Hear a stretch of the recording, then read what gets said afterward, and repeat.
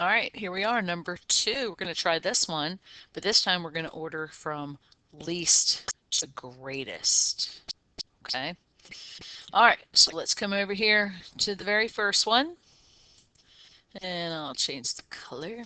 All right, so we have 1 and 6/10 times 10 to the 6th power in scientific notation. So I already put the 1 and the 6 down, so we're going to start with our decimal point there, and we're going to move it 6 times. 1, 2, 3, 4, 5, 6. Throw in the decimal point right there, and we're going to add our zeros. Okay, hopefully you're doing this with me, or hopefully you tried it on your own and now you're just going to check it. All right, so we're going to go ahead and put that in here. We'll put the decimal point there. Okay, we're going to work backwards. So we're going to write 1, 2, 3, 4, 5 zeros. 1, 2, 3, 4, 5 zeros, and then the 6 and the 1. All right, so we'll go ahead and let's go ahead and throw these decimal points in here right now. Okay.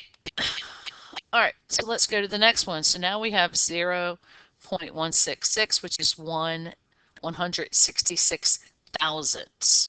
So we'll go ahead and put that in there. There's nothing we need to do to it because it's already in decimal form. So we'll throw that in here on the grid. That one's done.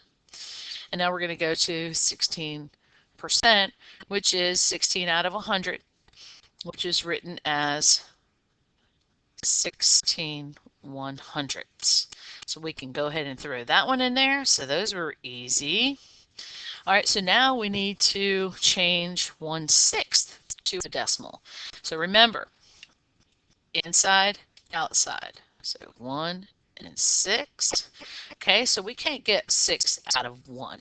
So we're going to add our decimal point and our 0, move our decimal point straight up. And now how many 6's can we get out of 10? Well, only 1, because if we do it twice, that's 12. It's too big. So now we're going to multiply 6 times 1, and we get 6. And we're writing the 6 over here under the 0 because it's in the 1's place. So now we're going to subtract 10 minus 6, and we get 4. Okay, since we have a remainder of 4, we need to go ahead and continue. So we add another 0, bring it down. Okay, so now 6 times what is 40, or close to 40 without going over? I know that 6 times 6 is 36. All right, so what's 6 times 7? 6 times 7 is 42. Well, that's too big. It can't be bigger than 40. So we're going to have to go with the 6. So now we're going to multiply 6 times 6. We put it down here, which is 36. And then we subtract 40 minus 36 is 4. We add another 0. We bring it down. So now we're going to divide how many times will 6 go into 40 again?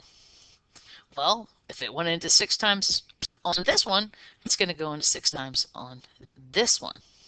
So again, 6 times 6 is 36. And then 40 minus 36 is 4. So what do we see happening here? It's just going to keep on going and going and going. So it's going to be an infinite number. So it's actually 1.6666666. So we can just keep on going if we want to. Or we can just do 0.16 with a line in it. But since we're comparing, we're going to go ahead and take it a few steps. And you'll see why, okay? Because when you come over here and you look over here, you can see that we already have 0.166 and 0.16. So it's probably a good idea to go ahead and write 1.666 because all of these ended. So now what are we going to do? We're going to fill in zeros in the blank spaces. We'll throw all our zeros in here. Okay, I am not going to worry about all that because I already know that 1,600,000 is bigger than anything less than 1. So we know that this one is going to be the biggest. Now remember, we're going from least to greatest. So this would go 4th because it's the biggest. Okay, so we're going the opposite way this time. All right, the next one. So now we're done with that row. So now we're going to look at, all right, we're done with that row. So we'll look at the next row. Well, they're all ones. So nothing we can do with that. We're not going to look at that row anymore. The next column are all sixes. Can't do anything with that. But then when we get to the next column, we have 6, 0, and a 6. And we know that 0 is smaller than those sixes. So this is the 1, 2, that's the third row, which was the third one we did. So 16% would be the smallest. So if we're putting them in order from least to greatest, that would go first. So we're done with the third one. Scratch that out. Okay, let's go back to this column here. All right, we still can't tell with those sixes. So we come to finally the last column. Now you see why we had to add all those sixes rather than just showing 6 with a repeat. So now we know that the fourth one, which was 1/6, is the next biggest, which would be after this one. So this would be third, and then this would be the second.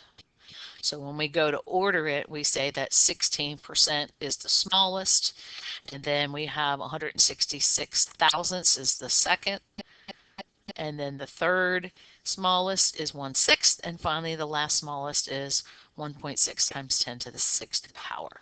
All right, I'm going to go ahead and stop this. Go ahead and try number 3 before you start watching the next video, okay?